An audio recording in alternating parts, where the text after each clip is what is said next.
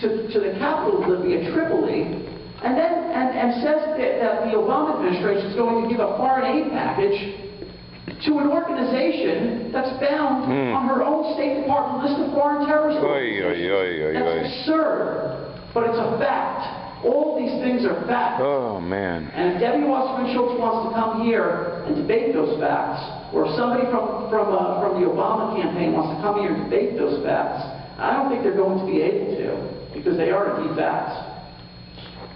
I did invite the person in charge of this district for Debbie Wasserman Schultz several times, but no response was given. Wait, I want to respond also. Did you want to say something? You go first. Okay. Yeah, I don't want to make any apologies for my presentation today. I think you have to give the full picture. The full picture is Israel's under direct threat. We don't have a president supporting Israel on any level. What we have is a guy that's willing to say anything and do anything in order to get reelected, and then we'll have a major total dump on us. The point is, there's a history of where this guy needs to be exposed. And I would like to say, without question, it's the liberal Jews that will be responsible for the end of Israel. I used to be in that camp. I'm no longer there. I'm proud of my faith, and I'm here to yell and scream at everybody who's wanting to take us down. And it starts with the liberal Jews playing this dirty game. Absolutely. I'm told we have to wrap up in 5 minutes. We have time for one more question.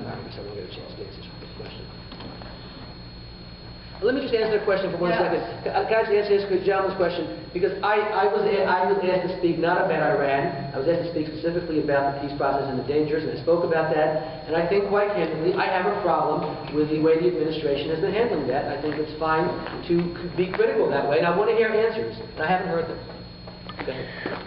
Let me just say that after the President, Don Lockenbach, does the raffle drawing, we will have an informal session. We'll talk about what's planned here in Miami, what's planned around the state. So after your question and after we finish talking here, we'll have a real nuts and bolts conversation about what to do about Iran's and Hezbollah's threats. Thank you. I'd like to say that Obama is doing a fantastic job as president, and also the Republicans are not letting him do what he wants to. And I'm for him strongly, Obama. And another thing is, Debbie Wasserman Schultz had gone to Tallahassee with a group of women, and she got standing ovation there. And she also went to Washington and spoke with a bunch of women, and she got satisfaction ovation there. And I'm for both of them.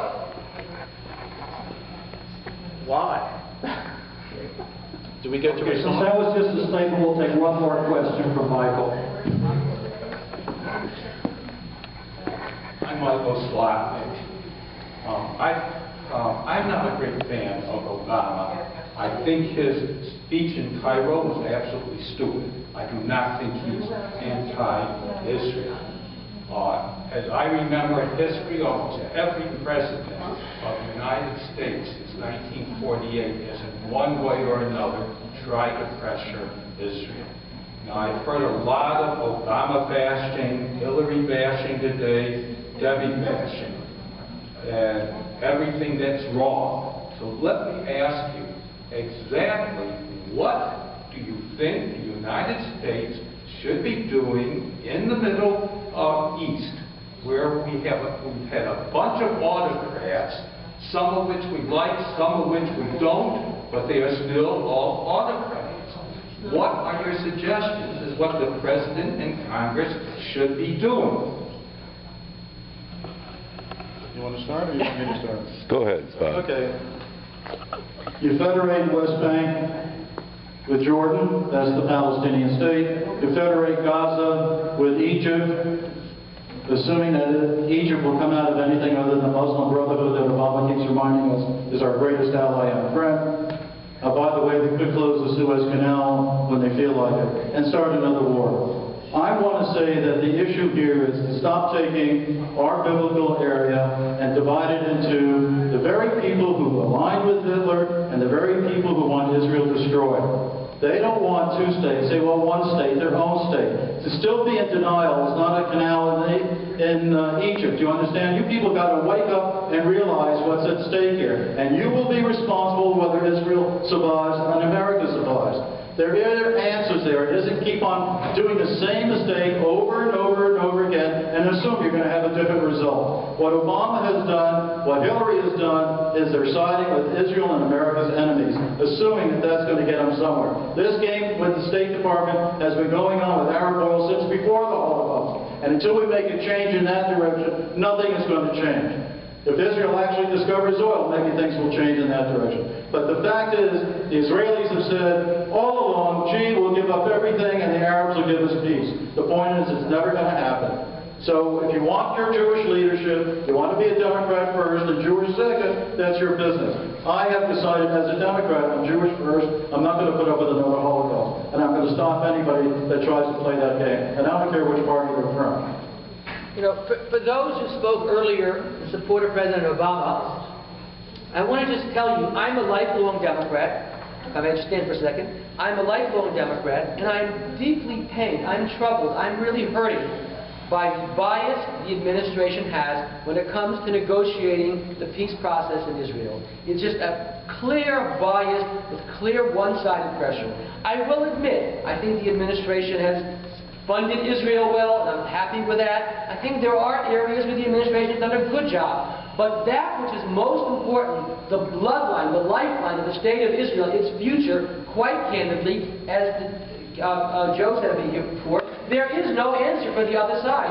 Pressuring Israel solely, and quite candidly, I am particularly pained by Hillary Clinton. I lived in New York, and I remember her as a New York senator speaking about Arab textbooks and speaking about repressive sides of different Arab regimes, specifically the Palestinian Authority, and right now she's silent on that. And it hurts me as a Democrat not seeing the Democratic Party leadership speaking up on these issues, and the only time you hear them talk is attacking Israel on settlements. Settlements aren't the issue. The issue is they are saying they do not want there to be a Jewish state. How can we negotiate with somebody who does not want a Jewish state? I want to hear an answer to that. I would love to hear an answer to that from someone from the Obama side and explain to me how we can negotiate with people who are terrorizing us, who are teaching their children, brainwashing their children from age 5, 7 to believe that all of Israel is their land. And I mean, just go onto camera, go into any of these places,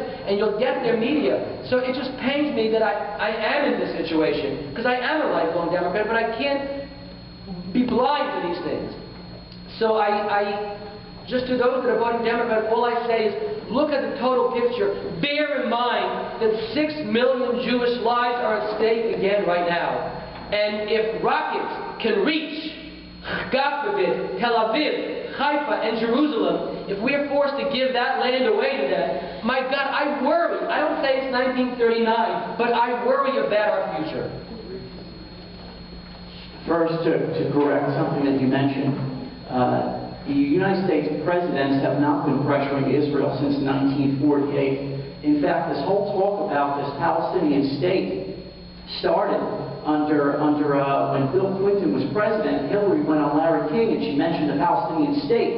And back then, which wasn't that long ago, every Jew and his mother was screaming about what a horrible thing she did. But then only a small amount of years later, every Jew and their mother all of a sudden wants a Palestinian state.